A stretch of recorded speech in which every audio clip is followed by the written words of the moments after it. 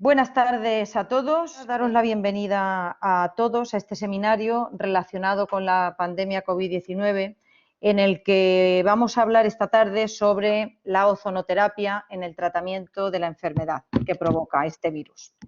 A todos, de verdad, yo pienso que nos gustaría escuchar hoy mismo que ya tenemos un tratamiento disponible y eficaz para curar la enfermedad, pero la realidad, la cruda realidad, es que esto no es así.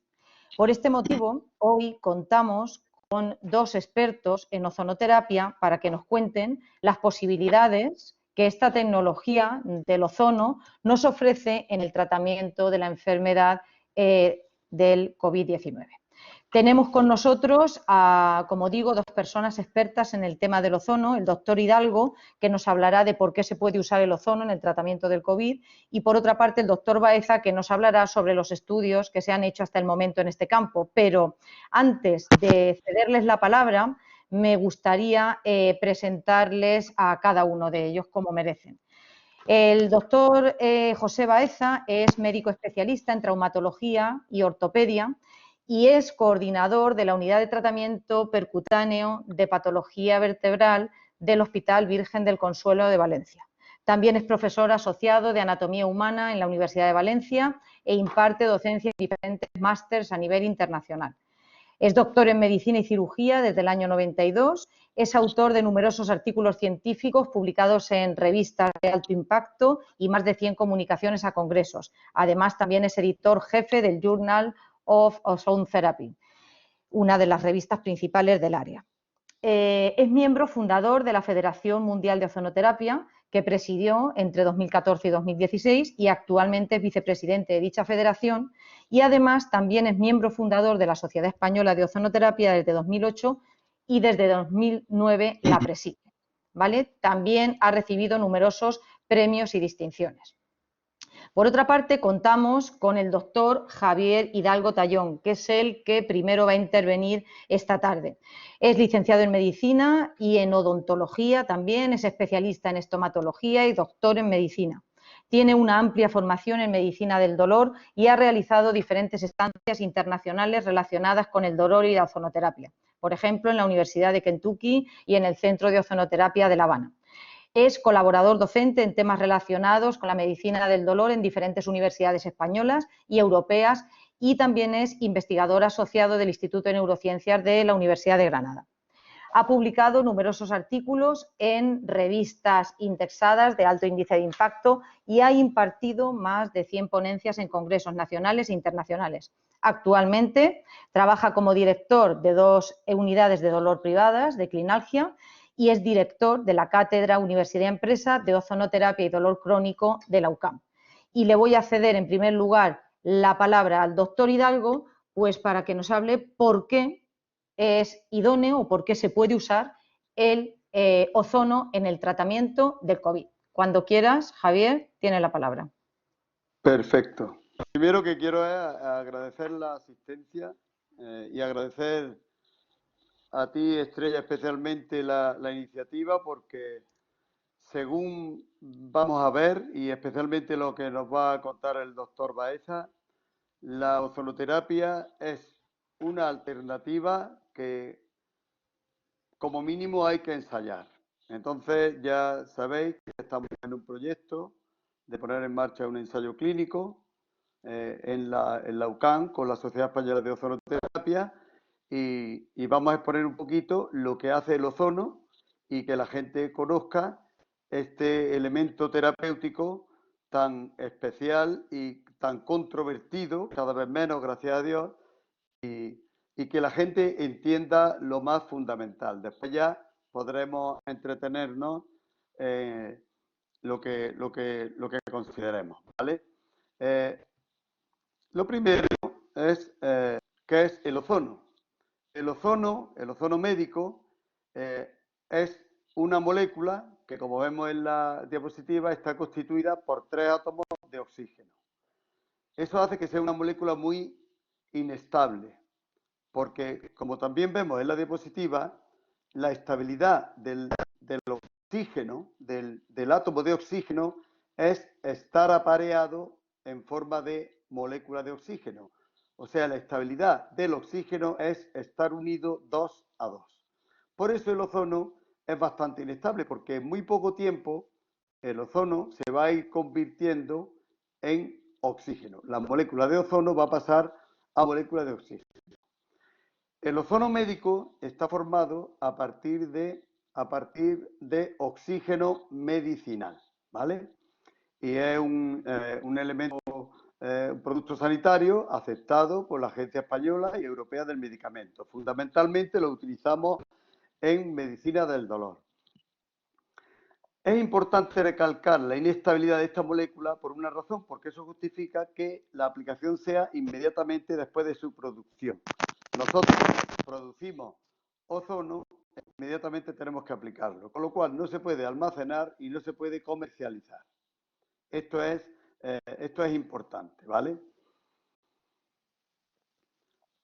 Empezando por lo que sería sintetizar, ¿no?, de una manera rápida, el ozono es un oxidante. Como el ozono oxida, lo que está induciendo es una pequeña oxidación siempre controlada.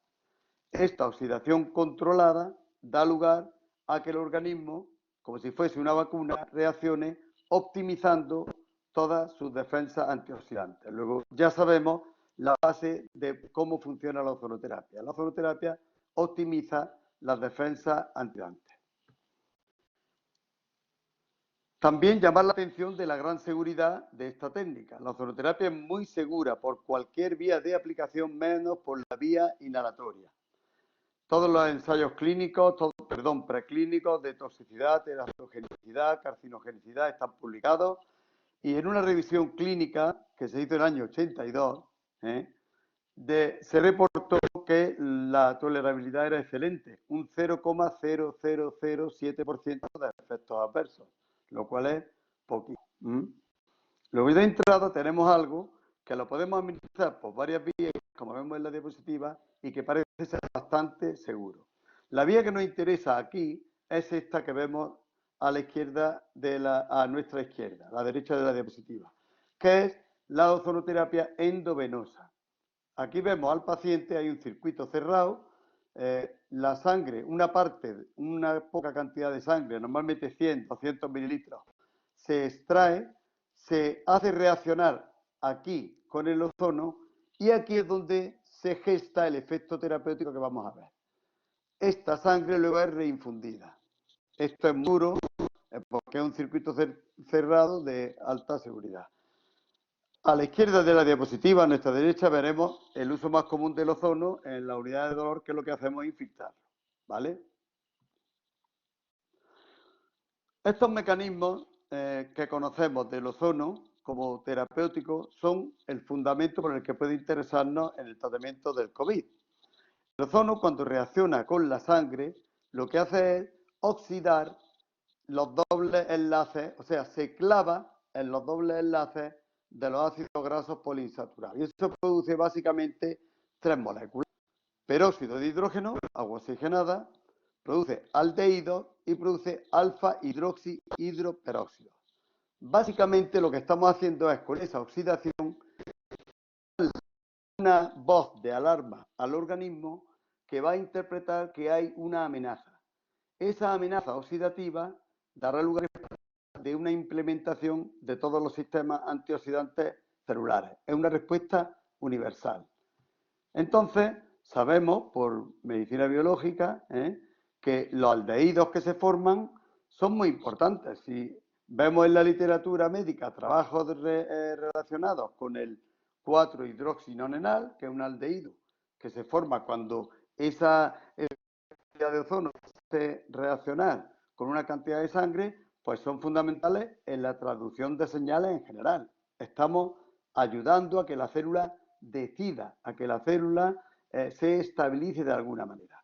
Hay bastantes publicaciones, aquí vemos una revisión donde el 4-hidroxinonenal, estos aldehídos, son muy importantes en regular procesos inflamatorios, procesos de proliferación celular, procesos de muerte celular. Lo que hace es que la célula optimice su respuesta ante eventos traumáticos o de peligro para ella. Esto es la clave de la ozonoterapia. Otro producto que se produce es el peróxido de hidrógeno. El peróxido de hidrógeno también sabemos que tiene rutas de señalización que dan lugar a la optimización de los sistemas antioxidantes y también a la optimización de la función de los eritrocitos. Los glóbulos rojos se convierten en unos superglóbulos rojos, que son más capaces de ceder oxígeno a los tejidos, ¿vale? Como vemos aquí.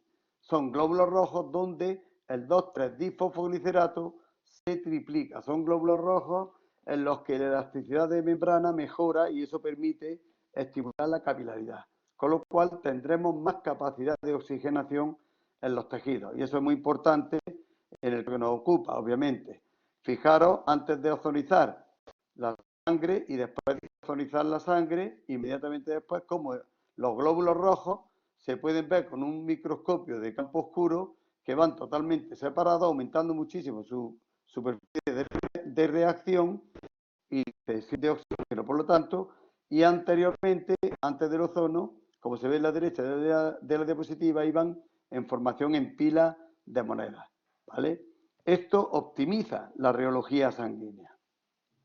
Otro efecto que nos interesa es que el ozono optimiza la función del óxido nítrico endotelial, con lo cual es un excelente vasodilatador, es antitrombótico, inhibe la agregación plaquetaria, modula la agregación linfocitaria, es un regulador un reparador del endotelio vascular. Y eso también es muy interesante en la enfermedad que nos ocupa. Induce una vasodilatación de las zonas isquémicas y también esto está relacionado con reacciones antiinflamatorias. El ozono es un gran modulador biológico. También se producen proteínas de choque térmico, que son proteínas de defensa que su función es proteger. Son protectores universales frente a cualquier condición que amenace la integridad celular.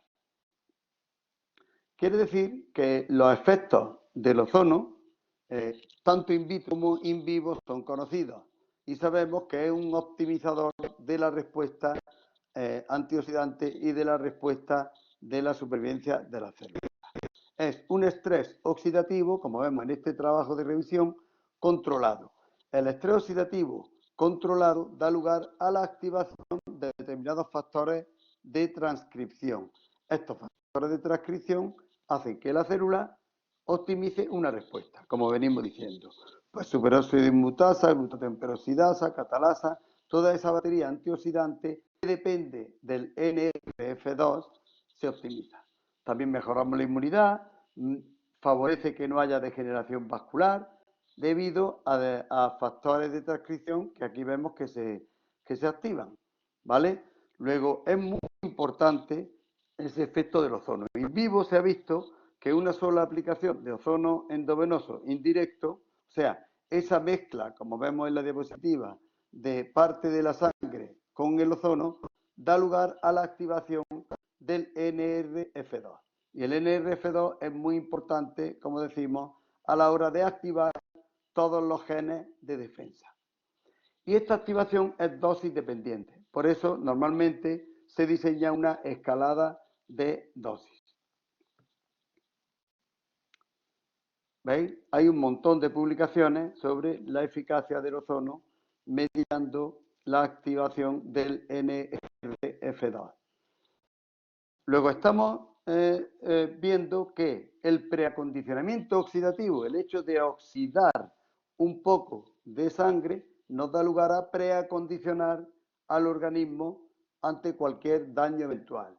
Y si vemos a PubMed, podemos ver que hay muchísimas publicaciones, hay 67 publicaciones que demuestran el efecto protector de la ozonoterapia en diferentes órganos: riñón, hígado, pulmón, cerebro, corazón, páncreas, etc. Este es el gran interés biológico del ozono, ¿vale? Efectos beneficiosos sobre mononucleares, plaquetas, células endoteliales, eritrocitos. Estas son revisiones del doctor Bocci que nos llevan a entender cómo la ozonoterapia puede inducir toda esta optimización antioxidante y autoinmune. Y en la clínica, pues en la clínica hay bastantes publicaciones. Hay publicaciones en muchos modelos de enfermedad relacionados con la isquemia y con el estrés oxidativo, o sea, con el exceso de radicales libres, como podría ser el COVID. Pero tenemos publicaciones en enfermedades respiratorias como en asma, en enfisema pulmonar, en EPOC. Desde el punto de vista de afecciones virales hay publicaciones en SIDA, hay publicaciones en hepatitis C, hay publicaciones en hepatitis B. Todo esto está en Internet. Y cabe destacar la excelente tolerabilidad. Hay una mejoría sin prácticamente efectos adversos. Se tolera excelentemente la terapia. Esta publicación llama la atención sobre cómo la crisis de COVID es un problema de estrés oxidativo y ellos proponen un tratamiento con una dieta antiinflamatoria porque optimizaría todas esas defensas antioxidantes mediadas fundamentalmente por esa molécula defensiva maravillosa que tenemos, que es el NRF2. Entonces, todo esto justificaría y la experiencia clínica que nos avala en cuanto a la seguridad que hay, y como he dicho, en diferentes enfermedades relacionadas con el estrés oxidativo, todo esto avalaría utilizarlo, ensayarlo en el COVID. Sobre todo, insisto, en el alto nivel de seguridad que tiene. Es como estamos ante algo bueno, bonito y barato, porque logísticamente también sería fácil de desarrollar. Por lo tanto, pasamos a que el doctor Baeza nos cuente qué hay sobre el tema, ya que podría ser teóricamente muy interesante qué tenemos acerca del tema del COVID, qué se ha hecho hasta ahora y qué perspectivas podemos tener para luchar contra esta pandemia y contra esta amenaza sanitaria y social. Yo paso la palabra a Estrella y que el doctor Baeza continúe con la presentación, con su presentación. Espero haber sido claro, pero es lo que he querido reseñar.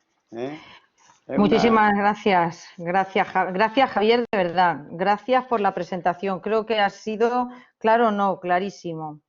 Yo creo que todos hemos entendido bien cuál es el mecanismo de acción del ozono y por qué podría ser. Le paso la palabra sin más al doctor Baeza para que nos haga la presentación sobre los estudios que se han hecho hasta ahora en este campo. Hola, buenas tardes. Vamos a empezar con la presentación en la que os voy a exponer lo que hemos comprobado hasta ahora gracias a los trabajos que se han hecho y que, como veremos, desgraciadamente algunos pues todavía no los tenemos publicados.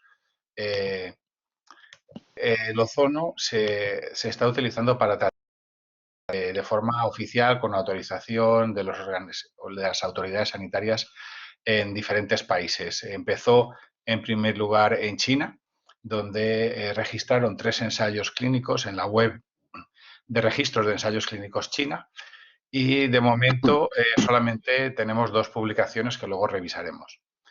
En Italia hicieron un primer estudio prospectivo que les llevó a realizar, a la vista de los buenos resultados, un ensayo clínico en el norte de Italia, en Udine, paralelamente en el Hospital Humberto I de la Universidad Sapienza de Roma se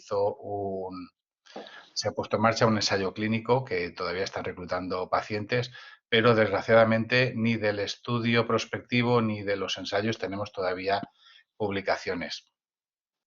En Rumanía, con la autorización del Ministerio de Sanidad, se ha puesto en marcha un estudio prospectivo multicéntrico en 7 hospitales y, bueno, todavía no tenemos datos de resultados del trabajo que están haciendo.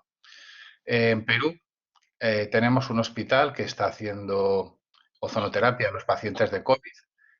Recibí los resultados recientemente, la semana pasada. Son resultados muy preliminares. También es cierto que son resultados muy esperanzadores, luego los veréis, y bueno, pues están intentando expandir la terapia con cierta dificultad, no por la reticencia de otros compañeros a usar la ozonoterapia, sino por la reticencia de los médicos a tratar pacientes con COVID. Es lamentable desde el punto de vista ético, pero es la realidad que tienen ellos allí. Aquí en España tenemos dos estudios hechos, luego los veremos, un estudio prospectivo que hizo el doctor Alberto Hernández, administrando el ozono por vía endovenosa indirecta sobre 12 pacientes, y es un estudio que sigue en marcha porque la directiva del hospital es que al paciente que entre con COVID se le ofrezca el tratamiento con ozono sistémico. Y el otro es un pequeño trabajo piloto que se hizo en un hospital de Madrid sobre ozonoterapia por vía rectal en pacientes con COVID-19. Y por último, comentaros que tenemos conocimientos de que ya en la primera fase y ahora en la primer rebrote de gran tamaño que están teniendo en Irán, algunos doctores están utilizando la ozonoterapia para enfermos ingresados en sus hospitales, pero no lo han realizado como un ensayo clínico, sino de forma compasiva, y tenemos muy poquita información. Como veréis, pongo las siglas WAS a una abreviatura de WhatsApp, y es que nos envían la poca información que tenemos vía WhatsApp. Fuera de estos centros no nos consta que haya oficialmente otros países que estén utilizando ozonoterapia. Sí que sabemos que hay algunos países, que hay algunos doctores que por su cuenta han hecho cosas que han salido en las noticias, pero no nos las ni han publicado ni tenemos constancia de que se haya hecho con autorización de las autoridades sanitarias del país. En primer lugar, vamos a ir a China, que fueron los primeros que crearon el tema. Como veis, registraron 3 ensayos clínicos y realmente el ensayo clínico que vemos aquí en primer lugar, junto con el ensayo que vemos en último lugar, tuvieron oportunidad de tratar muy poquitos pacientes. Yo he hablado con la doctora Huilin Huang y me ha comentado que solo han podido tratar 4 enfermos y que los resultados fueron buenos, pero como veremos han publicado bastante poco.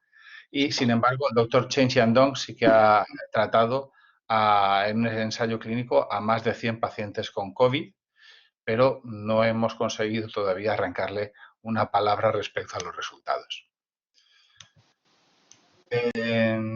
Respecto a las publicaciones, sí que es cierto que del segundo ensayo clínico, el doctor Honchi ha publicado un case report en una librería online y podemos acceder por los enlaces que veis aquí. Y por otro lado tenemos los resultados de estos doctores que no han participado en ninguno de los ensayos clínicos que hemos visto anteriormente, pero que sin embargo nos informan de un case report de 2 pacientes interesante porque el resultado fue rápido y sorprendente.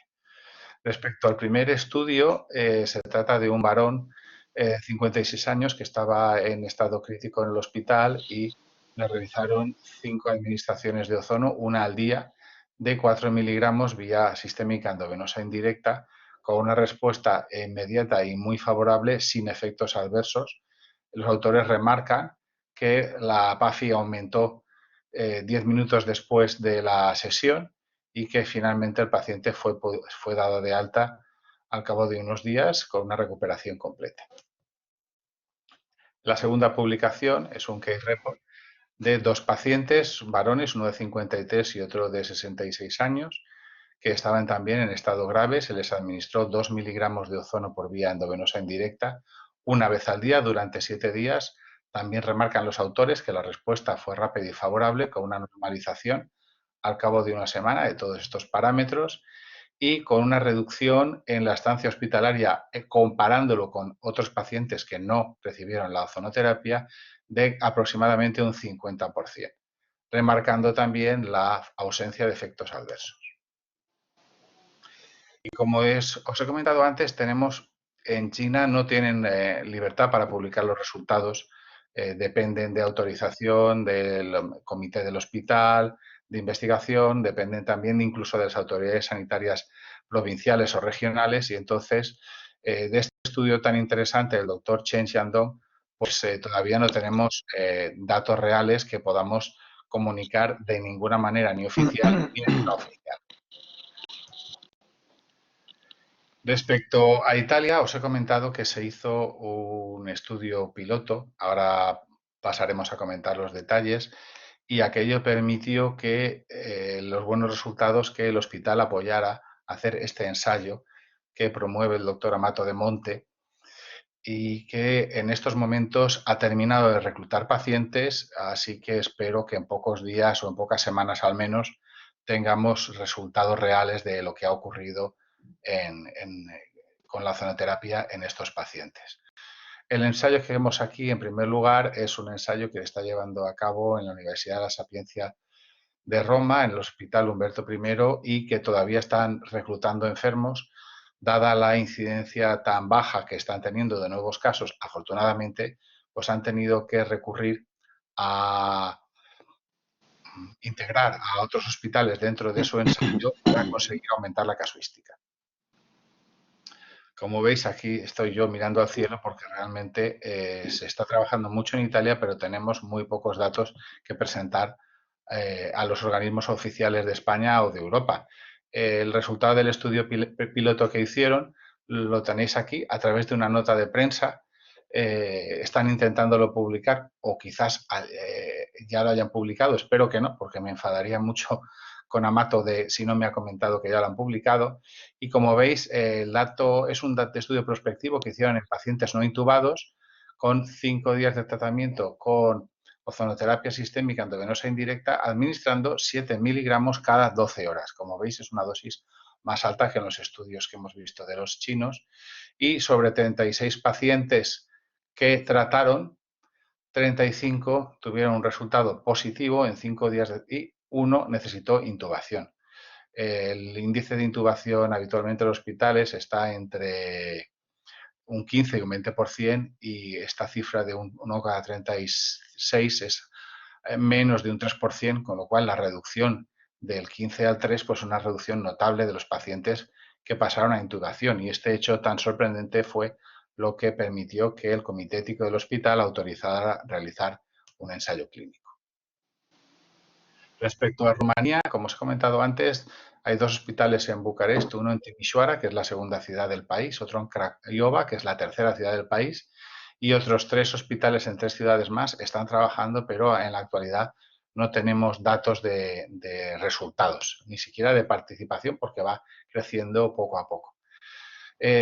Ahora vemos los datos de Perú, que son quizás unos datos pues sorprendentes en tanto al gran trabajo que supone la labor de la doctora Carmen Cabrera, que podemos ver aquí con el EPI puesto, aunque sin guantes, y que en el Hospital Alberto Sabogal pues ha tratado, como veis, a aproximadamente 125 pacientes, quizás hasta a fecha de hoy sean más pacientes, y con distintos tipos de gravedad. Ha tratado 57 pacientes ambulatorios con una valoración clínica según la OMS de 2,3, a 42 pacientes ingresados no intubados con una valoración de 4,5 y a 26 pacientes intubados. Aquí os pongo la escala de la OMS para refrescar. Vemos que pacientes 2,3 son pacientes con una disnea de esfuerzo, o pacientes que han ingresado pero que no precisan de oxigenoterapia. Los pacientes grados 4 y 5 son pacientes que necesitan de soporte ventilatorio, y los pacientes 6 y 7 son pacientes que están ya muy graves.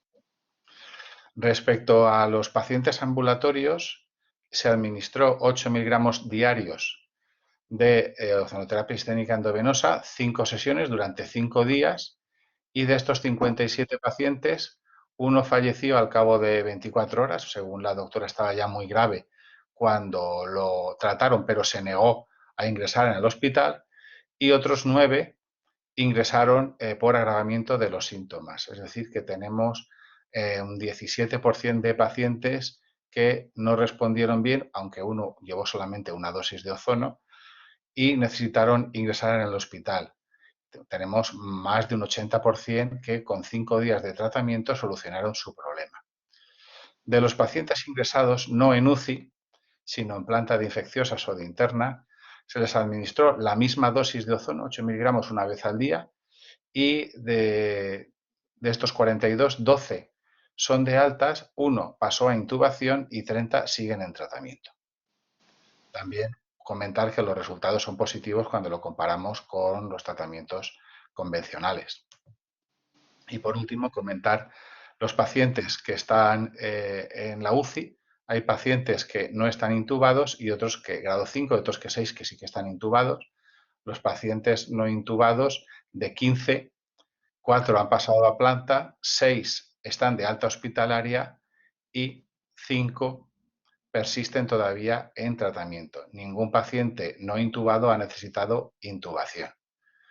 Respecto a los pacientes intubados, 1 ha pasado a planta, 4 han pasado, son alta hospitalaria, 4 de esos 11 están todavía en tratamiento y hay 2 fallecidos. Si veis la referencia de los datos, tenemos 3 fallecidos en 126 pacientes, aunque si bien es cierto que no todos los pacientes han terminado aún el tratamiento y es posible que haya más fallecimientos. Sin embargo, la cifra tanto de intubados como de intubados y de enfermos en planta que han tenido complicaciones que no han respondido al tratamiento, podríamos decirlo así, pues ha sido realmente muy baja cuando comparamos con las cifras de los pacientes que no reciben ozono, que son la mayoría de los hospitales. Respecto a la situación en España, ya os he comentado antes que teníamos en primer lugar el trabajo que ha hecho el doctor Alberto Hernández, anestesiólogo del Hospital Nuestra Señora del Rosario de Ibiza, que ha sido el único trabajo pionero en administrar ozono endovenoso, y hizo una primera presentación junto con el doctor Hidalgo y en el primer congreso virtual multidisciplinar de COVID del 27 al 30 de mayo, y también tiene una publicación, un preprint que está aceptado ya para publicar, en el cual nos muestra los datos que luego los veremos con más detalle. También el doctor Marcos Fernández del Hospital Santa Cristina de Madrid presentó un póster en este congreso virtual de COVID en el cual había tratado 2 pacientes con ozono rectal de COVID. Vamos a revisar primero este case report más sencillo de 2 pacientes, que fue un estudio sin grupo control prospectivo observacional y con una escala de OMS por encima de 4. Se hizo un tratamiento adyuvante al tratamiento que llevaban los pacientes, administrando 100 mililitros de ozono a 35 microgramos por vía rectal una vez al día durante 5 días. Como veis, es una dosis de 3,5 miligramos al día, que además por vía rectal, que tiene una menor biodisponibilidad, pues supone una cantidad menor comparándolo con la vía endovenosa indirecta. Midieron la ferritina, fibrinógeno D, etcétera. Podéis ver los parámetros en la diapositiva. Fueron 2 pacientes de planta no intubados y refirieron una mejoría importante de todas las variables al cabo de 5 días. Respecto al trabajo de nuestro compañero Alberto Hernández, pues hizo un estudio con un diseño similar. Lo único es que decidió utilizar la vía endovenosa indirecta y extrajo a los pacientes entre 150 a 200 mililitros de sangre, administrándolo mezclado con la misma cantidad de ozono a 40 microgramos por mililitro de concentración 2 veces al día. En principio la duración no estaba claro, puesto que fue en España el primer estudio que se realizó y en aquellos momentos estábamos empezando a recibir información de Italia, puesto que la información de China casi, iba a decir que ha venido con cuentagotas, pero casi ni ha llegado. Y en cuanto la mejoría fue tan sorprendentemente rápida que la práctica llegó a establecerlo en 5 días, de la misma manera que en Italia las notas de prensa del profesor Amato de Monte decía que con 5 días habían tenido una mejoría muy importante. Podemos, de estos 12 casos de pacientes no intubados, después de 5 días de tratamiento, dejaron de necesitar soporte respiratorio y en 2 días aproximadamente de media fueron altas de hospital y no hubo ninguna recaída, no la ha habido hasta la fecha. Aquí os comparto unas imágenes cedidas por el doctor Alberto Hernández, donde veis cómo al inicio, esto es una cifra, una evolución del nivel de ferritina, que es un marcador de inflamación, y veis cómo en cuanto el ozono se empieza a administrar, la ferritina diaria va descendiendo y al momento del alta hospitalaria está dentro de parámetros normales. Lo mismo ocurre con el dímero D, que es un marcador de coagulación. Si bien es cierto que durante los 2 primeros días todavía permanece un poco elevado, el tercer día empieza a caer y al finalizar el tratamiento de ozono ha disminuido respecto a los valores previos y 2 días y medio después el dímero D está prácticamente en valores normales. Estas son unas imágenes también cedidas por el doctor Alberto Hernández, en el cual vemos la evolución de la radiografía de tórax, en la cual se aprecia cómo se disminuye la densidad del tejido pulmonar después de 5 días de tratamiento con ozono. Con todos estos datos nos planteamos, por un lado, a nivel de la cátedra realizar y de la Sociedad Española de Ozonoterapia realizar un trabajo, un ensayo clínico sobre enfermos no intubados y, por otro lado, con el equipo del doctor Fernández, el doctor Marc Vives y el doctor José Antonio Marqués, que han colaborado intensamente en intentar poner en marcha la ozonoterapia como tratamiento compasivo en los momentos más duros de la crisis, pues diseñar un trabajo para probar el efecto de la ozonoterapia tanto en pacientes intubados como no intubados. En la actualidad estamos esperando respuesta para este ensayo, aunque si bien es cierto que no apremia la urgencia, pero nos gustaría tenerlo aceptado para tener preparado todo en caso de que tuviéramos mala suerte y sufriéramos una nueva oleada de coronavirus. Muchas gracias a todos. Muchísimas gracias, doctor Baeza. Y como siempre digo, no hay nada mejor que escuchar a los expertos y a los que saben para obtener una información fiable y que al final nos pueda permitir pues hacer un juicio crítico en base a eso, a datos contrastados de por qué unos tratamientos sí, por qué otros no, qué es lo que se debe hacer o no se debe hacer. Yo creo que ahora entramos en la parte más interesante del seminario, que es la parte un poco de las preguntas. Yo tengo un listado de preguntas que han hecho los asistentes y, bueno, voy a ir empezando a lanzarlas y cada uno de los ponentes pues pueden contestar en función de que cada uno lo estime oportuno, ¿vale? Voy a empezar un poco con alguna pregunta que tenemos sobre las que nos han hecho los asistentes. Y la primera es, se ha puesto muy de moda el uso de generadores de ozono domésticos. ¿Cuáles son los riesgos que estos aparatos pueden ocasionar si no son utilizados correctamente? Aunque no es una pregunta directamente relacionada con lo que se ha explicado esta tarde, sí que quiero lanzarla porque la inquietud está en la calle y la población necesita respuestas de personas que en este caso sean como autorizadas o fiables por su trayectoria profesional. Bueno, la verdad es que a nivel del ozono ambiental, y aunque no es un tema de ozonoterapia, es decir, usar el ozono como tratamiento médico, la Universidad de Nara, que está junto a Osaka, en Japón, publicó recientemente una nota de prensa que esperemos pronto esté publicada en forma de artículo. Conociendo a los japoneses no me cabe ninguna duda, en la cual demostró qué cantidad y qué concentración de ozono son necesarias para inactivar el virus. Entonces, realmente los generadores de ozono sí que son de utilidad, exactamente como ocurre con los generadores médicos si se utiliza durante el tiempo adecuado con la concentración adecuada. Ellos vieron que utilizar una parte por millón, que es una concentración bastante baja de ozono ambiental, durante 1 hora producía una activación de entre el 90 y el 99% de los virus. cuando aumentaban la concentración en la cantidad, mejoraban, lógicamente, la inactivación viral, y a una concentración de 6 minutos durante una hora conseguían una activación de 99,999% de los virus. Es decir, que aunque ya teníamos un estudio que demostraba que el ozono inactivaba el SARS-CoV-1, responsable del SARS, con este estudio queda demostrado que el ozono también es capaz de inactivar el SARS-CoV-2 responsable del COVID. Pero, como digo, se necesita una concentración y se necesita un tiempo. Si no utilizamos la concentración y el tiempo adecuado, pues no tendremos una suficiente esterilización del ambiente, de la habitación, del cuarto, etcétera. Vale. Aquí teníamos Carla Geraldina Castillo ha levantado la mano. ¿Quería hacer alguna pregunta? Bueno, pues si no interviene, Antonio Corralero también tiene levantada la mano.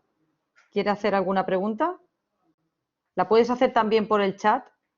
Antonio, la puede hacer por el chat y yo la leo y se la paso a los ponentes. Vale, bueno, pues sigo con las preguntas que tenemos que ya nos han pasado antes los asistentes.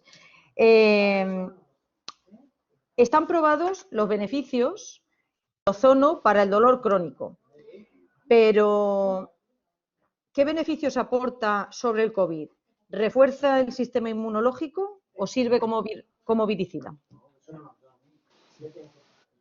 Hombre, pues, bueno, como viricida en el organismo, un poco. No me atrevo a decir nada porque sí que es cierto que el virus tiene proteínas que son sensibles a compuestos oxidativos y el ozono los genera, pero estos compuestos oxidativos mayoritariamente se tamponan en la sangre que se mezcla en el set de administración, y a nivel sistémico probablemente tengan un efecto inapreciable. Viene mucho más, como nos ha contado el doctor Hidalgo, al que cedo la palabra, por la modulación de la inflamación y del sistema inmunitario. Lo que realmente consideramos interesante es frenar la tormenta inflamatoria que se produce en el COVID. Por eso pensamos que cuanto antes se anticipe el tratamiento, mejor. El ozono, como hemos visto antes, ahí muy someramente, es capaz de modular la respuesta de citoquinas proinflamatorias de las células. Es una respuesta universal, que es una respuesta muy interesante.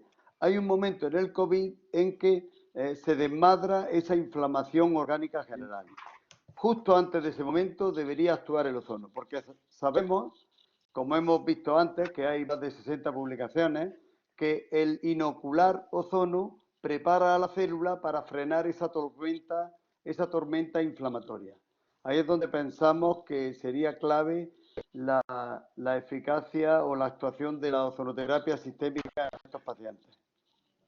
Por lo que respondes ahora, Javier, y un poco por lo que nos has contado antes también, ¿podríamos decir que el ozono actúa como un estimulante celular para responder, como para agrandar su respuesta?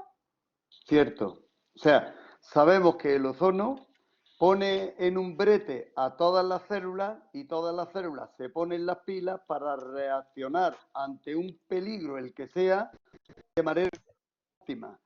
Pero lo más interesante y lo más apasionante es que todos esos mecanismos de comunicación, de respuesta de las células, de diálogo entre ellas, los conocemos. Son mecanismos que están estudiados en otras circunstancias, en biología celular. Por eso antes, en nuestra presentación, ponemos muchas referencias que están en PubMed y que están en revistas especializadas. Es una realidad que la amenaza celular pone las pilas a las células. Lo que no te mata te hace más fuerte, es una realidad biológica. En realidad, las rutas están en las células. Lo que hace el ozono probablemente es activar estas rutas de forma más temprana. Efectivamente. Vale.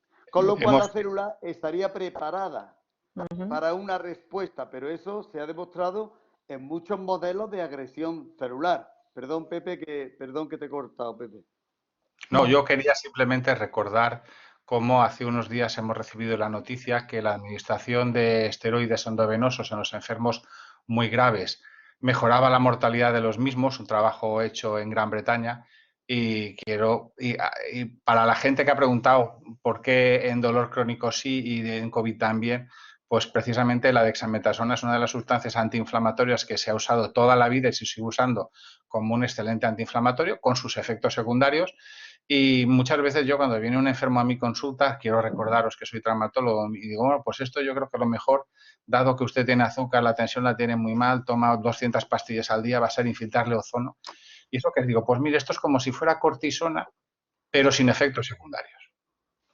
Entonces, si la cortisona ha funcionado, pues el ozono tiene una justificación de su utilización, evidentemente, muy alta, aunque solo sea como antiinflamatorio. Olvidémonos, si queremos, que no debemos de hacerlo, de que es el mejor antioxidante que existe, pero solamente por su papel antiinflamatorio yo creo que ya tendría una justificación de ensayo. Evidentemente, si le sumamos el papel antiinflamatorio, antioxidante que tiene, y sabemos que daño tisular pulmonar, por ejemplo, está vinculado directamente al estrés oxidativo, pues obviamente tenemos aún más sentido todavía para poder ensayar el ozono y para justificar los buenos resultados que nos han venido publicados de China y referidos de Italia y de España.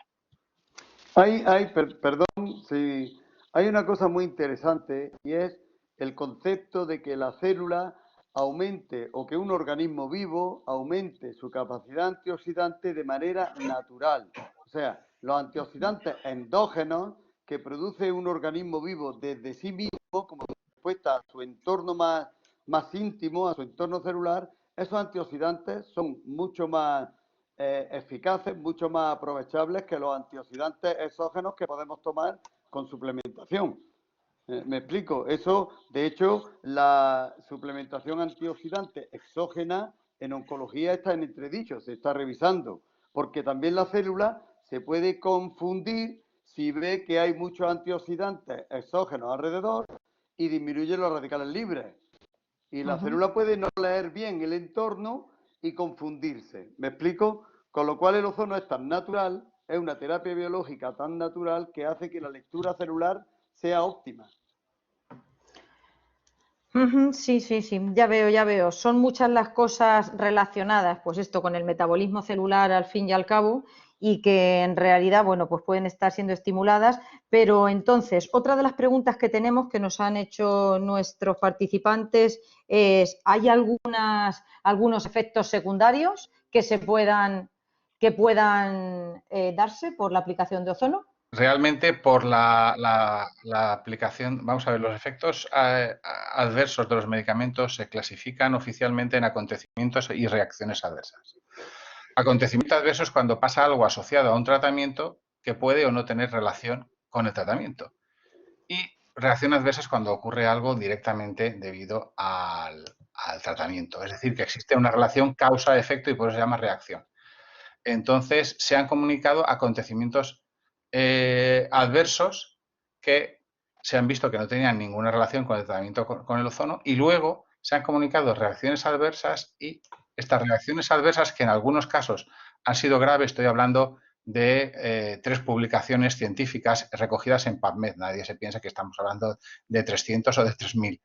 Pues en estos 3 casos eran todos casos de mala praxis, es decir, la técnica de administración se había hecho de una manera incorrecta. Cuando el ozono en sí, en el rango terapéutico que tiene establecido, que es aproximadamente pues, entre 15 y 70 microgramos por mililitro de concentración, que varía un poco en función de los tejidos, no produce per se ningún efecto secundario, pero como cualquier técnica, pues mal administrada, puede producir una reacción adversa. Vale, ¿y qué diferencia? Sí, sí, adelante. No, yo iba a hacer hincapié en lo que dice el doctor Baeza. Hay una revisión sistemática en artrosis de rodilla y resulta que hubo más reacciones adversas en el grupo control que en el grupo de ozono. porque depende de la técnica. Porque dio la casualidad de que los pacientes donde se infiltró el control, pues el pinchazo molestó más a más pacientes. O sea, depende de la técnica. Con una buena praxis no hay problema. Nosotros hemos hecho miles de aplicaciones. Entonces me estás diciendo que esto es como el que va a hacerse una analítica y depende de que quien le saque la sangre lo haga mejor o lo haga peor, ¿te duele el pinchazo o no te duele? En parte sí. Ujú. O sea, Vaya. las complicaciones de ozono endovenoso indirecto son las propias de coger una vía. Ya Una está. persona sensible puede tener una reacción vagal como tiene cuando van a que le saquen sangre. Por lo tanto, no sería por el ozono en sí, sino es por la forma de aplicar la Efectivamente. técnica. Y en medicina del dolor, por la técnica de infiltración, por la técnica quirúrgica del pinchazo, Ujú. no por el Vale. ozono. Sí, sí, sí, sí. Vale, vale, vale. De hecho, Eh, perdón que insista, sí. tiene ventajas con relación a los corticoides. No se puede infectar nunca. Es casi Ujú. imposible. No se puede decir nunca, nunca digan nunca jamás, pero es casi imposible que se infecte una infiltración con ozono porque es un gran germicida. Vale, vale, vale. Muy bien, muy bien. ¿Y qué diferencia hay, que nos lo pregunta también un asistente, con la oxigenoterapia? La oxigenoterapia, por ejemplo, la cámara hiperbárica, que tiene bastante evidencia también, la cámara Ujú, hiperbárica lo que hace es que en el plasma haya más oxígeno disuelto, ¿vale? ujú. En el plasma hay más moléculas de oxígeno nadando. Entonces, cuando yo me voy a la cámara hiperbárica, mis células van a disponer durante un tiempo relativamente corto de más oxígeno. El ozono lo que hace es que los glóbulos rojos tripliquen su capacidad de ceder oxígeno a las células. Y eso dura lo que dura la vida del glóbulo rojo. ¿Me Ujú, explico? O sea, ujú. hace que los glóbulos rojos aumenten su capacidad de ceder el oxígeno que llevan. Entonces las células tienen más oxígeno. Serían mecanismos complementarios. Los comparativos que hay normalmente van a favor de la ozonoterapia, sobre todo a medio plazo, pero es por eso, porque es una respuesta más biocelular. Cambia la dinámica del hematíe. Eso lo hace la ozonoterapia. Claro, al final es un poco lo que comentabas, es que se aumentan los niveles del 2,3-bifosfoglicerato, que es Efectivamente, un competidor por el sitio de unión del oxígeno a la hemoglobina, y se libera el efectivamente, oxígeno en los tejidos. Es el efectivamente, mismo efecto que en altitud no hacemos directamente nosotros, efectivamente. sintetizamos más ese compuesto para simplemente liberar más oxígeno, ¿no? Por eso los deportistas de élite antiguamente se ponían ozono, que ahora está Ajá, prohibido, pero se ponían ozono ah, para aumentar el 2,3-bisfosfolicitrato porque era equivalente a entrenar en altura. en el centro en el CAR de Sierra Nevada, vamos. Vaya, vaya, ahí en tu tierra, sí señor, sí señor. Sí, sí. Mira, ha puesto en el chat Carla Geraldina, que antes no podía hacer la pregunta, nos pone, en cuanto al tratamiento por vía rectal, mencionaba que el estudio ponía una concentración de 40 miligramos. Quisiera saber por cuántos días y cada cuánto se aplica este protocolo, pues recuerdo que concentraciones altas pueden incluso generar muerte celular. Bueno, por vía recta, el estudio que se hizo era 35 microgramos por mililitro en 100 Ujú. mililitros de ozono una vez al día, y tendría que consultar la presentación porque no recuerdo si eran 5 días o 7 días de tratamiento. Aún así, el ozono por vía rectal hasta 60 microgramos por mililitro no produce lesión del enterocito. Entonces, esta dosis de 35 está por debajo de lo que se considera peligroso, y por otro lado, la cantidad 100 microgramos tampoco es una cantidad excesiva, puesto que en las guías de las sociedades científicas se promulga usar hasta 200 mililitros.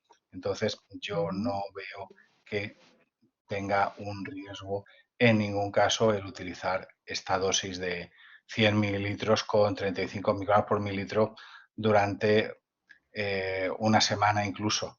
Estoy ahora mismo repasando los datos para poder contestar con no, mayor...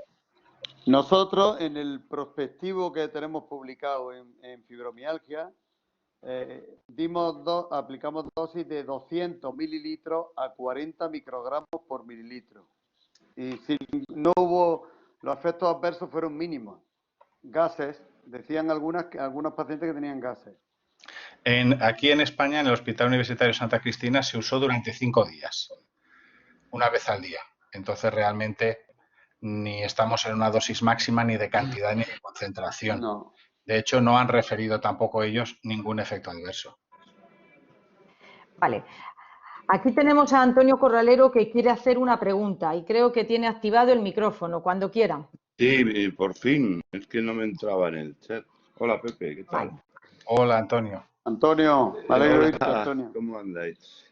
Vosotros sabéis que se están realizando también estudios con la solución salina fisiológica. Yo no vengo a entablar ninguna polémica, nada más lejos de mi realidad, porque estoy totalmente en desacuerdo con los métodos que emplean algunas personas para hacer sus trabajos, para luego venderlos como si fuera eso una mercancía que aquí no va conmigo. Yo lo único que preguntaría era, por ejemplo, que el tema de la solución salina, de la cual yo no he sido muy partidario nunca, pero que en este caso del COVID, en algunos casos en los cuales la tormenta de citoquinas se desata y empiezan las coagulaciones, puede ser una cosa interesante, pero claro, si la gente que tenía que compartir conocimientos no se pone de acuerdo entre ellos y todos nos metemos en un mundo de ocultismo, pues al final lo único que vamos a lograr es que el ozono, que es una de las drogas más maravillosas, yo llevo años, como tú, Javier, lo sabes, en el dolor, llevo muchísimos años. Cierto. Mis éxitos Más que yo. creo que son impresionantes. Pepe me conoce también desde hace ya muchos años. Yo milito ahora en una asociación, pero como si no militara, porque aquello es una dictadura, pero todos igual, es decir, deberíamos colaborar mucho más entre nosotros, por lo menos para intercambiar algún tipo de ideas. Felicitarte, Javier, por tu exposición, porque desde la has clavado, y a ti también por el esfuerzo que estás haciendo, Pepe. Pero hay que unir, no hay que separar. Yo sé que se ha hecho en La Paloma un trabajo muy interesante con el suelo salino fisiológica, pero claro, solamente si tienes 250 euros te vas a enterar cómo funciona por ahora. Y nada, y desde luego nada más lejos de entrar en polémica. Por favor. ¿Puedo, Antonio? Sí. Con permiso de Pepe, yo tengo una cosa muy clara, y es que desaprovechar toda la biología celular publicada, toda la farmacología publicada sobre el ozono médico cuando interacciona con la sangre in vivo es absurdo. O sea, todos los mecanismos que conocemos de regulación de NRF2, de regulación de otros factores de transcripción, de regulación de la expresión de la síntesis de interleuquina, de factores de transcripción. Todo eso está demostrado porque sabemos que hay muchos estudios sobre alquenales, sobre peróxido de hidrógeno, sobre moléculas que conocemos, hemoxigenasa 1. Por decir alguna molécula, es una referencia en la homeostasis celular.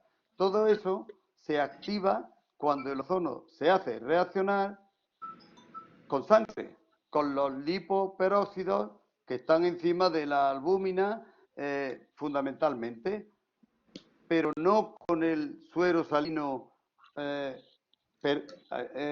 con el suero salino, me explico. Entonces, renunciar o empezar ahora, aunque el suero salino fuera bien, ¿por qué vamos a desaprovechar toda la biología celular, toda la farmacología, toda la farmacodinámica, toda la que conocemos? Lo veo absurdo. Tienes toda la razón, pero yo estoy hablando del suero salino únicamente en los casos en los cuales hay problemas severos de coagulación. Y mi interpretación sería que ese ozono que yo introduzco a través del suero fisiológico va a reaccionar, como tú muy bien dices, con la sangre, pero en el interior del cuerpo. ¿Me comprendes lo que quiero decirte? Es como un vehículo que me entraría ozono dentro. Y yo eso he pedido la opinión vuestra, he pedido precisamente en este caso. Yo no voy a hacer nunca suero salino fisiológico a personas en el caso en el caso de que estemos ya con las coagulaciones, en el que se te coagule todo el sistema, en el que no puedas hacer una autohemotransfusión porque hay un problema de coagulación severo. Nada más que en este caso os he pedido la opinión y el mecanismo para mí sería saturar una solución y a través de esa solución salina meter ozono dentro del torrente sanguíneo. Es lo que yo estoy intentando. Mira, en enfermos intubados en estado crítico, 6-7 de OMS, sí tenemos alguna experiencia aquí en Ibiza, en un paciente en concreto, que estaba intubado, llevaba más de un mes intubado, se trató 2 veces con el protocolo que os he explicado, a los 5 días el paciente se extubó y se pasó a planta. Una vez extubado, el médico responsable decidió no darle más ozono y al cabo de 2 días se empeoró y hubo que volverla a intubar. Claro, aquí entras en que si un paciente es responsable de un médico y el médico en un momento determinado pues quiere abandonar un tratamiento, se lo justifica a la familia y la familia acepta, pues aunque a ti, tú como observador médico no te guste, pues esa es la realidad. Y en este caso en concreto, más de 30 días ingresado, no hubo ningún problema. Sí que es cierto que hemos observado algún problema y, por ejemplo, hablando con Carmen Cabrera de Perú, me comentaba que en algunos casos ellos tienen un estado de hipercoagulación tan grande, con la dificultad además de tener un enfermo intubado en decúbito prono, con lo cual está boca abajo y es muy difícil acceder a una vía, tienes que dejarla ya, si la vía no la gastas se coagula con facilidad. Y ellos lo que han hecho ha sido aplicar la vía rectal durante 3 o 4 días a estos pacientes. Y lo que han visto es que en cuanto la vía rectal, utilizando el protocolo de la Federación Mundial, que es de 100 a 200 progresivamente mililitros con dosis de 30 a 40 progresivas, también cada 12 horas, pues a los 3 o 4 días con estas dosis el enfermo mejoraba mucho del dímero D y efectivamente cuando lo cogían una vía veían que el estado de hipercoagulación había disminuido y entonces empezaban a hacerle la vía sistémica. Es decir, que en Perú han sorteado este problema utilizando la vía rectal los 3 o 4 primeros días y luego pasando a la vía endovenosa. Y el tema, ¿y por qué no han utilizado el salino? Bueno, pues el salino, en principio, la Federación Mundial de Ozono considera que no es ozonoterapia. No es ozonoterapia porque cuando tú haces la mezcla salina siguiendo el método descrito, pues según el propio Rokitansky dice que no obtienes ningún gas distinto al ozono disuelto en sangre.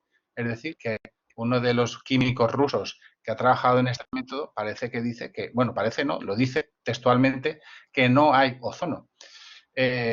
Habitualmente se utilizan unas cantidades de 3 microgramos por mililitro durante mucho rato, pero mucho rato no engaña la ley de Henry. Al final es entre un 20 y un 25% del ozono.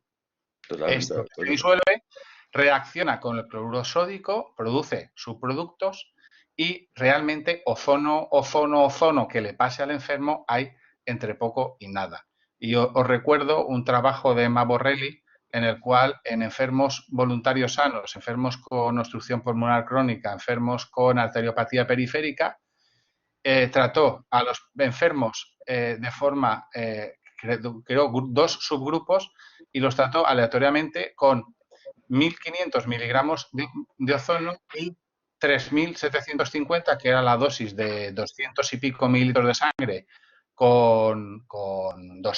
a 20 microgramos por mililitro de concentración, y resulta que la dosis de 1.000 y pico, es decir, de 1,3 o 4 gramos, no inducía ningún cambio en la analítica ni en los parámetros de la enfermedad. En los pacientes, en los voluntarios sanos no cambiaba nada y en los voluntarios enfermos cambiaba muy poco los parámetros de forma no significativa, los parámetros analíticos y absolutamente nada los parámetros clínicos. En cambio, la dosis de casi 4 miligramos al día, 3,7, 3,8, inducía cambios analíticos y cambios clínicos. Y eso, pues en cualquiera de los 2 libros de Bocci se puede ver que la ventana terapéutica del ozono por vía sistémica, pues depende lógicamente del TAS, de la capacidad antioxidante total de la sangre, pero aunque tiene una variabilidad entre individuos, incluso durante el día, concentraciones por debajo de 10, pues no hacen nada. Y claro, si en vez de 10 estás dando 1 o 0, algo, que sería el ozono que teóricamente podría quedar si no hubiera reaccionado con nada, pues realmente no es de esperar que tenga un efecto. Entonces, cuando yo digo esto, me dicen, pero ¿por qué va bien? Digo, porque genera mucho peróxido de hidrógeno. Es Claro. decir, el suero salino Claro, ozonizado totalmente de es una acuerdo. terapia de peróxido de hidrógeno y no Totalmente, ozonoterapia. Entonces, totalmente como de terapia acuerdo. de peróxido de hidrógeno, además, yo también en Estados Unidos hay un profesor de ginecología que está peleando mucho por poner el ozono en marcha allí. Y decía, es que el salino es muy fácil, porque digo, sí, sí, sí es muy fácil. Y funciona, pero funciona como una terapia de peróxido de hidrógeno. Y en el último libro de Bocci, pues cuando habla de la controversia de esto, el punto 1 es explicar lo que yo acabo de explicar y el punto 2 es sustituimos el suero salino ozonizado por terapia de peróxido de hidrógeno y te explica cómo hacer una terapia que sea biológicamente equivalente y funciona ozonoterapia. Es peróxido de hidrógeno. Sí que, perdón, que la ozonoterapia pueda tener la oportunidad para ayudar a muchos pacientes de entrar en la sanidad pública, tenemos que recurrir a aquello que tiene más soporte farmacológico, más soporte científico, y es la ozonoterapia por autohemoterapia. No es el suero salino ozonizado, que yo no entiendo y no digo que vaya mejor o peor, pero tengo menos fundamento para defenderlo. Si con el fundamento y todo lo que he publicado con la ozonoterapia por vía endovenosa cuesta tantísimo trabajo, ¿cómo vamos a ayudar a las personas que sufren enfermedades crónicas relacionadas con el estrés oxidativo si no lo metemos en la pública mediante autohemo, mediante ozono endovenoso? Tenemos que apoyarnos en pilares científicos que tengan envergadura, es mi opinión. Bueno, pues efectivamente veo que hay diversidad de opiniones en cuanto a la forma de aplicarlo y demás. Entonces, quizás aquí vendría bueno, primero una pregunta que nos hace otro de los asistentes, que es ¿en qué estado de la enfermedad se encuentran los mejores resultados? ¿O en qué estado de la enfermedad del COVID sería idóneo aplicar el ozono? Pues cuanto antes, porque evidentemente el enfermo tiene menos carga viral, tiene menos tormenta de citoquinas, tiene menos afectación del parénquima pulmonar, tiene menos afectación de otros órganos. Entonces, cuanto antes mejor. Por eso el tratar los pacientes cuando están diagnosticados y los han diagnosticado porque tienen una disnea de esfuerzo y fiebre. Entonces, en ese estado, que es un estadio 3 de la OMS, la respuesta es muy rápida. Y bueno, pues en cambio, en los enfermos intubados, si nos vamos a los casos de Perú, pues al cabo de 5 días de tratamiento, perdón, al cabo de 7 días de tratamiento, los sacan de la UCI y luego, claro, necesitan otros 7 días más para sacarlos del hospital. Es decir, que necesitan 14 días de tratamiento. Esto lo vemos con cualquier fármaco, es decir, nosotros y con el ozono viene a mi consulta con un problema crónico, yo hago un tratamiento, está 4 o 5 años muy bien, o 6, luego vuelve y el mismo enfermo vuelve cuando no está muy mal. Y cuando vuelve, con 2 o 3 infiltraciones lo tengo solucionado. Es decir, que cuanto menos problema tienes que solucionar, más rápido lo vas a hacer. Entonces, lo óptimo, pues en cuanto empiecen a tener síntomas para evitar la progresión y para evitar la intubación. Claro, y luego, perdón, Estrella, perdona. No, di tú, porque después quiero hacerle una pregunta. Yo me remito a que casi hay tratamientos, hay estudios preclínicos sobre el post-acondicionamiento oxidativo. O sea, establezco un insulto orgánico, intoxico un hígado, después le pongo ozono y se recupera, ¿vale? De eso, que es post-acondicionamiento, de lo que más hay es de preacondicionamiento. O sea, pongo ozono, hago el insulto orgánico, puedo hacerlo con metotrexate, puedo hacerlo con contraste hacia un riñón, puedo hacerlo con isquemia, hago un insulto y se recupera el órgano significativamente en comparación con si le pongo oxígeno. El preacondicionamiento es nuestra llave y es nuestra arma terapéutica contrastada. Por eso, cuanto antes, mejor. Perfecto, pero ahora viene la pregunta, que yo creo que es una de las preguntas también, como la pregunta, ¿no? Y entonces, ¿qué coste tiene el tratamiento con ozono? ¿Es posible que no se esté utilizando más por cuestiones económicas? ¿Es caro la aplicación del ozono? No, Todo lo no, en contrario. absoluto. Todo lo contrario. Mira, una aplicación de ozono por vía endovenosa tiene materiales de aproximadamente 6 o 7 euros. Si le sumas la amortización del aparato, el oxígeno, etcétera, te puedes plantar a lo mejor en 10, 11 euros, 12 euros. Claro, si lo comparas con la dosis diaria de antirretrovirales, que son 1.000 euros al día por paciente, pues Claro. obviamente no. Claro, la hidroxicloroquina es mucho más barata. Es decir, que es mucho más barata. Me refiero que los antirretrovirales. Y puede tener un Allá. coste similar a la Y ozonoterapia. Los corticoides el, todavía son más baratos que el ozono. Es decir, que realmente no tiene un coste como para no ponerse a los pacientes. Ojo, porque tenemos medicamentos. Ahora que he leído yo que en la EMA se está planteando ya autorizar el Remdesivir para, para tratar el COVID, pues ya pueden ir preparando la cuenta bancaria de los señores del Ministerio de Sanidad, porque eso es una tracoma normada y los productos que hay ahora para evitar la parte de la hipercoagulación son también extraordinariamente caros. vamos, la ozonoterapia hospitalaria sería baratísima, porque lo más caro es la infraestructura. Y la infraestructura está. Entonces, montar una planta o un espacio para ozonoterapia y que los pacientes no interfieran en la dinámica normal de un hospital, si nos vuelve a caer, Dios quiera que no, la que nos ha caído, sería baratísimo, pero es porque, por ejemplo, si bien, hay que demostrarlo, por eso proponemos el ensayo clínico, pues se ahorraría el gasto en biológicos que se ha hecho que no sirve para nada. O sea, se ha desmantelado la reserva de biológicos en muchos hospitales para nada. Y los biológicos son muy caros. Y Se ha esto no es desmantelado la reserva de biológicos y el bolsillo. el bolsillo. Entonces, ¿cuánto cuesta el difibrotride por paciente? No me acuerdo, pero es una barbaridad. Son miles de euros. Entonces, realmente la ozonoterapia es un tratamiento bueno, bonito y barato.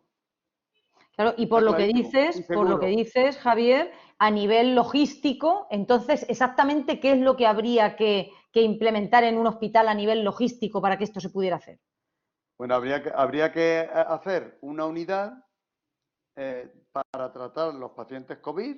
El mismo hospital de campaña, la planta que se ha aislado, para que en cuanto entren los pacientes, hacerles sesiones de ozonoterapia sistémica. Eso es lo que nosotros, desde SEOT y la cátedra, proponemos. Y nuestro ensayo clínico va enfocado a eso, porque lo que no queremos es que interfiera en el tratamiento normal de los pacientes que necesitan una UCI.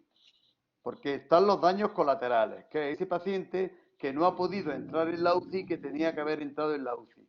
Hay que aislar de las UCI a estos pacientes. Y ya comentó el doctor Baeza, por los preliminares que conocemos, que son pocos, pero por eso hay que investigar, cómo desciende el porcentaje de pacientes que necesitan una intubación mecánica. Se trata de que el paciente no llegue a bloquear la dinámica normal de un hospital que todos necesitamos, sobre todo los que están graves. Claro, y por tus palabras deduzco que hay algún diseño que ya se ha hecho por si hay un rebrote y hay que intervenir con ozono. Cuéntanos un poco, así a grandes rasgos, Hombre, ese diseño que sé que llevamos entre manos aquí los que estamos. Llevamos tiempo, y tú lo sabes, porque tú eres partícipe, los que estamos aquí y algunos más, pues en proponer a la Agencia Española del Medicamento un ensayo clínico aleatorizado donde se trate a pacientes antes de necesitar un soporte ventilatorio importante, o sea, asistido. Si los pacientes están entre estadio 3-5, son pacientes que todavía no han bloqueado ningún servicio clave, no han llegado al corazón del hospital, no han llegado a esa UCI. Esa es nuestra idea, hacer un tratamiento, como decía el doctor Baeza, en un momento crítico antes de la tormenta inflamatoria para que ésta no tenga lugar.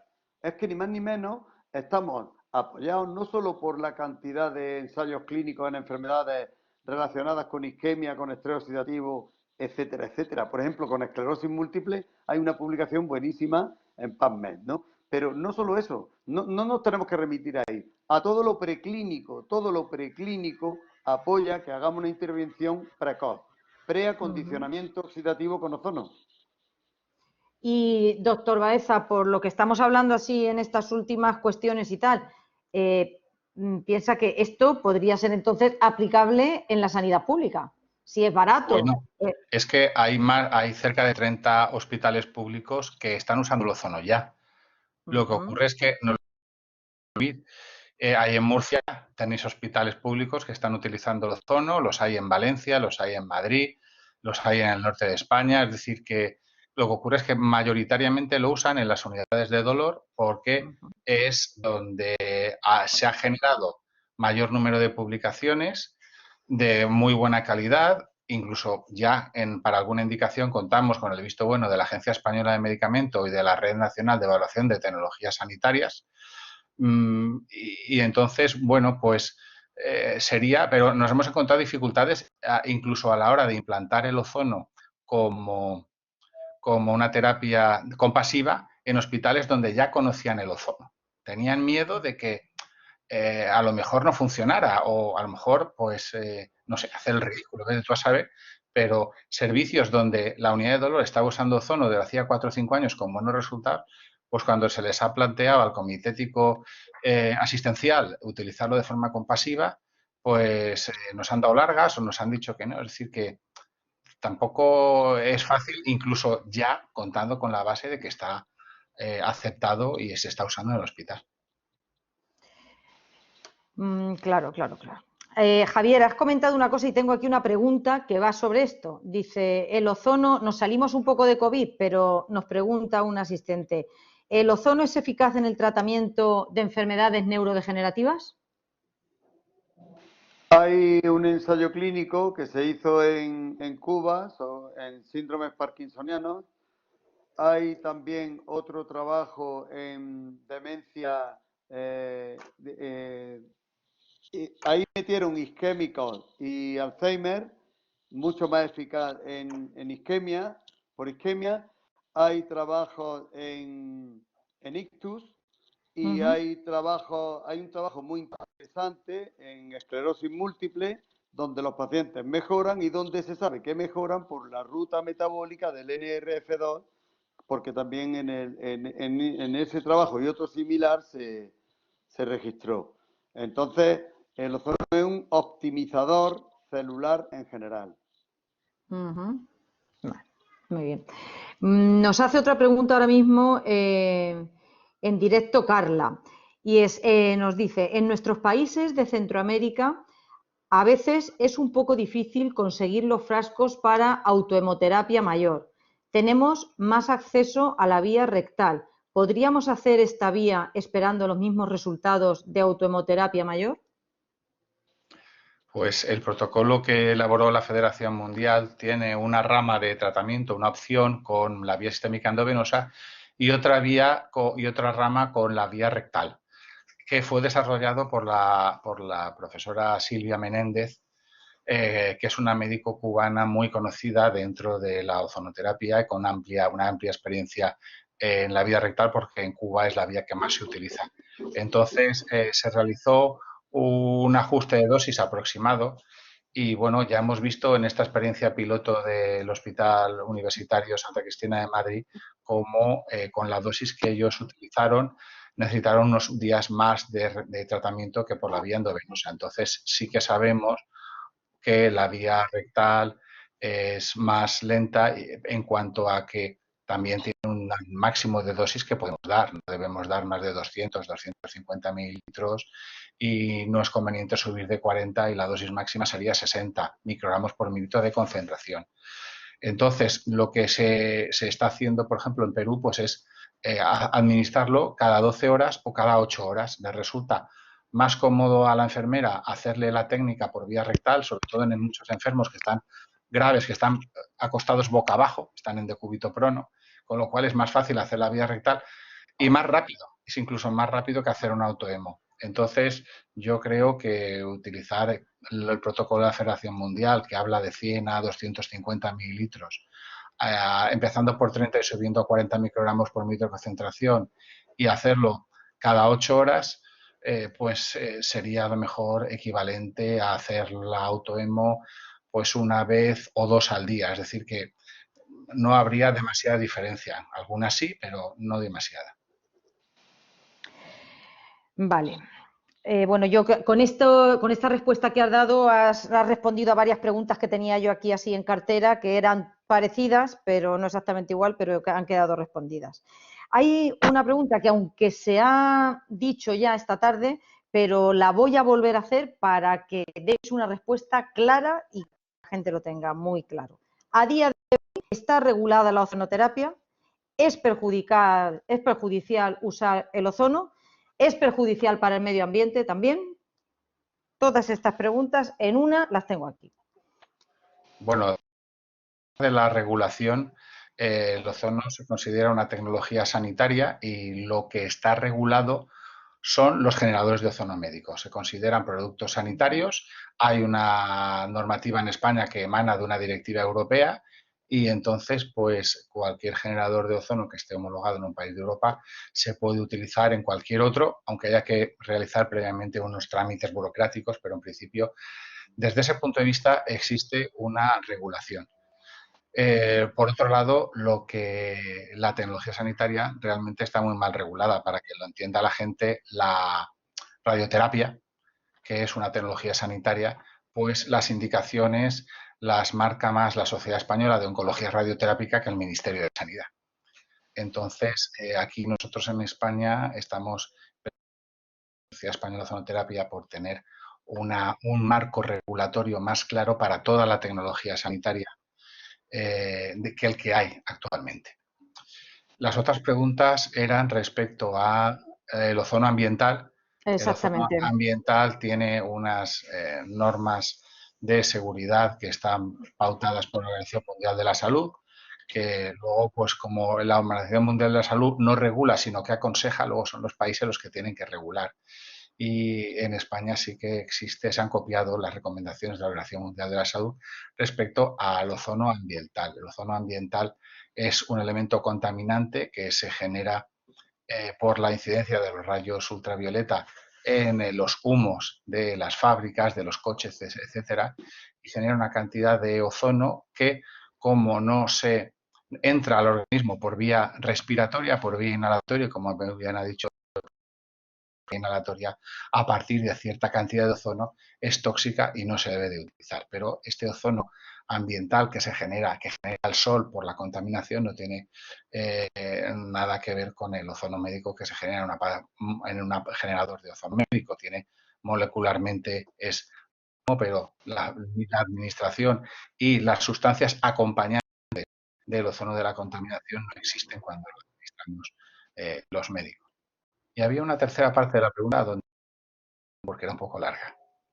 Sí, no, era esto, era en cuanto a eso, que si es perjudicial que haya mucho ozono y qué ocurre con el ambiente, si al final generar ozono puede ser un problema ambiental. Bueno, pues como estaba comentando, el ozono se genera como consecuencia de la contaminación, con lo cual cuando no hay contaminación no hay ozono. A partir de ahí, bueno, pues es un tema que se sale totalmente, ya no solo del tema de la charla de hoy, sino de la ozonoterapia. Es un tema de polución y no hay que confundir esto con la administración médica de ozono médico. Perfecto.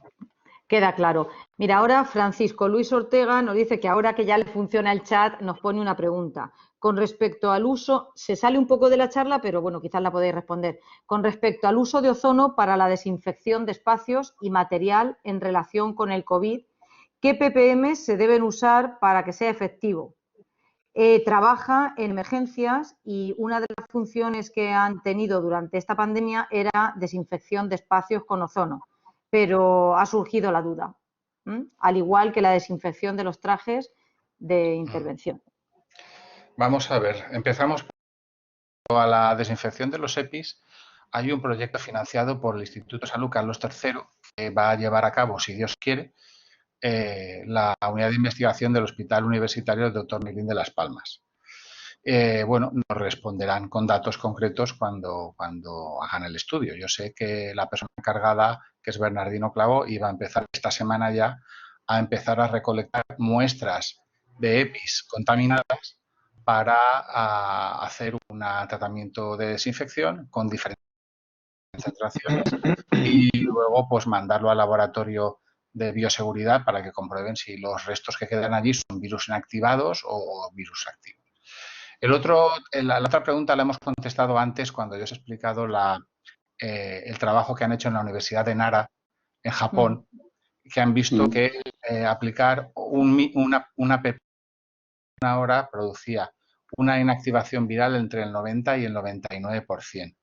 Y 6 ppm durante una hora, una inactivación entre el 99,9 y el 99,999. O sea que realmente 6 ppm durante una hora producen prácticamente produce una inactivación práctica del virus del COVID. Lo que ocurre es que hay que entender cómo se hacen las pruebas. Es decir, ellos tienen una normativa para comprobar cuándo una sustancia es capaz de inactivar un virus y se las marca su ministerio, el Ministerio de Salud, Departamento de Salud Pública. Entonces ellos cogen virus del laboratorio, lo ponen en una placa de acero inoxidable porque saben que el virus en el acero inoxidable tarda muchas horas en degradarse y entonces administran el ozono. Claro, el ozono, si el virus, si lo pones encima de una EPI, se degrada mucho más rápido que encima del acero. Con lo cual ya tienes un factor a la hora de medir cuánto ozono necesitas que te puede alterar el valor real del ozono como desinfectante. Entonces, esto lo he comentado yo con algunas empresas que se dedican a desinfectar y me dicen, hombre, es que una hora es mucho tiempo. Y claro, evidentemente todos hemos visto, esto sale al principio de la pandemia, como el ozono en la madera se muere al cabo de X horas, el ozono en la ropa normal pues con otros valores, el ozono en el plástico con otros valores, es decir, la inactivación del virus depende de muchas cosas. Entonces, para intentar ver realmente lo que hace el ozono hay que poner el virus en un entorno donde no se inactive o tarde mucho en inactivarse, como es una placa de acero. Entonces, lo más difícil de matar es el coronavirus en la placa de acero. No hay nada más difícil. Entonces, en la placa de acero se muere cuando le das a 6 ppm durante una hora. Entonces, bueno, pues a partir de ahí es necesario hacer más estudios, como me ha comentado gente, es que eso lo veo mucho. Digo, bueno, pues si lo ves mucho, busca un laboratorio de nivel 3 de seguridad que tenga coronavirus, habla con ellos, monta un ensayo y págalo y hazlo. Quiero decir que eso es lo que hoy podemos decir con toda certeza, que en las peores circunstancias posibles el virus del SARS-CoV-2 pues, se inactiva con una hora a 6 ppm.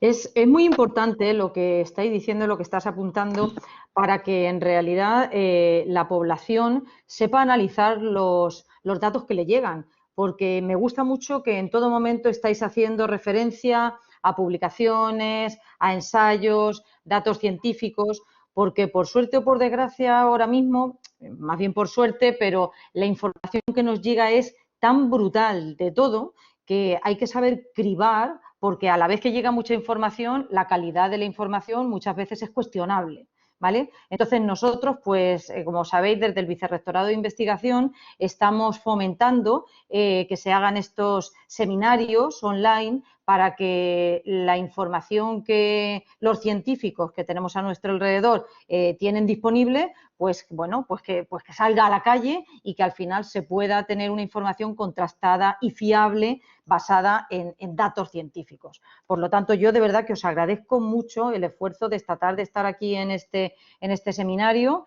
y bueno, que deis vuestra visión desde un punto de vista científico y con datos en la mano y con publicaciones contrastando.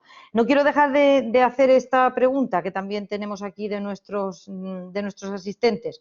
¿Mata el ozono las bacterias? Sí, mucho más rápido Sí. que al virus. Luego, el campo de acción del ozono no solamente lo tenemos aquí en el virus, para el tratamiento de virus, sino para otro tipo de tratamientos también, ¿no? Hombre, para el ozono, en clínica lo podemos infiltrar en lechos infecciosos.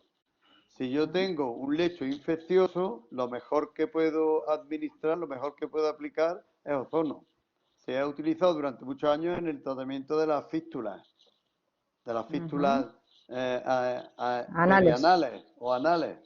O sea, en enfermedad periodontal, nosotros codirigimos una tesis donde la actividad bacteriana del paciente con enfermedad periodontal, con periodontitis, con inflamación crónica de las encías, que también afecta al hueso que hay debajo de las encías, para que no sea de este campo, pues lo que hace el ozono es que cambia el ambiente microbiano de la bolsa periodontal. No es, mata las bacterias malas y las sustituye por bacterias buenas. Y hace que el diálogo entre las bacterias sea óptimo.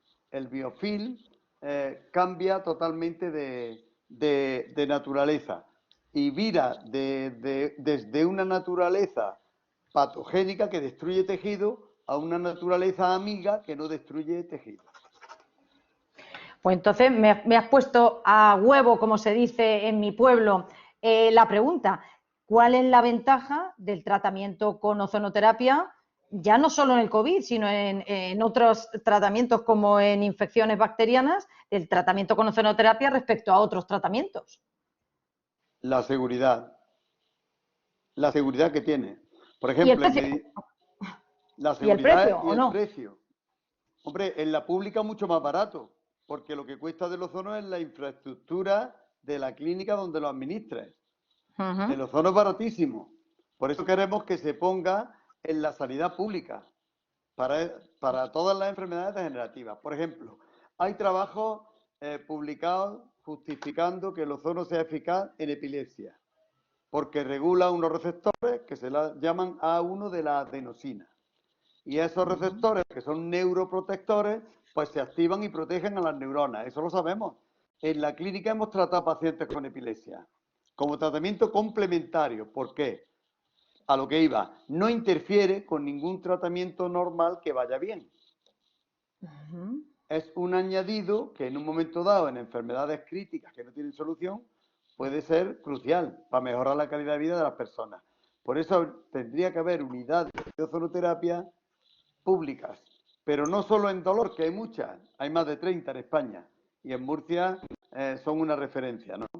Sino en ozonoterapia sistémica, en enfermedades relacionadas con el estrés oxidativo, con la excitabilidad, irritabilidad, inflamación, degeneración de las células. Todos esos vocablos, todos esos términos son primos hermanos, es lo mismo. Bueno, pues yo la verdad es que ya llevamos pues sobre 1 hora y media. Solamente deciros que si queréis apuntar algo que penséis que se ha quedado en el tintero y que las preguntas no han hecho aflorar, que tenéis la oportunidad de hacerlo y bueno, y después ya daros las gracias y concluir. ¿Alguna cosa que queráis apuntar? Hombre, yo lo que quiero apuntar, ya lo hemos hablado nosotros, que estamos aquí unas cuantas veces, que se le pida al ozono médico como mínimo lo mismo que a cualquier fármaco. Que se porque será bueno para todos. Y con la que está cayendo es bueno socialmente implementar la ozonoterapia médica en la pública, con las vías legítimas. Vamos a hacer un ensayo clínico aleatorizado con todo el rigor científico, pero no es ético no darle una oportunidad a la ozonoterapia. Doctor Baeza. No, la verdad es que lo que ha dicho Javier resume muy bien nuestro sentimiento. Como os he comentado antes, hemos visto cómo a veces hacen abordajes poco racionales a la hora de plantearse un tratamiento con ozono y bueno, nos creemos mucho más lo que viene de Estados Unidos que lo que viene de Italia y más lo que viene de Dinamarca que lo que viene de Grecia y luego pues muchas veces no es así, pero bueno, tenemos prejuicios y es una de las cosas que queremos desde la sociedad española ir rompiendo los prejuicios de la ignorancia y los prejuicios de la falta de conocimiento, que es realmente lo que hace que el ozono avance con tanta dificultad. Bueno, pues yo solamente agradecer de verdad a los doctores Hidalgo y Baeza que hayan dedicado su tiempo esta tarde a explicar cómo puede intervenir el ozono en el tratamiento del COVID y todas las preguntas colaterales que han surgido. Y pues decirles que como parece que han estado muy activos y muy bien, seguramente les convocaremos para otro próximo seminario. También quiero agradecer a Yus y a Xiomara pues todo el montaje técnico de toda la sesión y bueno, y gracias a todos los asistentes, por supuesto, por escucharnos y por haber participado en el seminario. Gracias a todos.